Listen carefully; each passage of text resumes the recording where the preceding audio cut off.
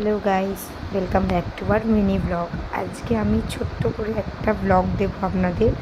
আজকে আমার বাড়িতে রান্না হচ্ছে, তার বিশেষ কিছু কারণ আছে। এখানে মাছের ঝাল আর মাংস আমি বসিয়ে দিয়েছি। আজকে আমাদের বাড়িতে জামাই ভাত খাবে। জামাই বলতে আমার ননদের বর।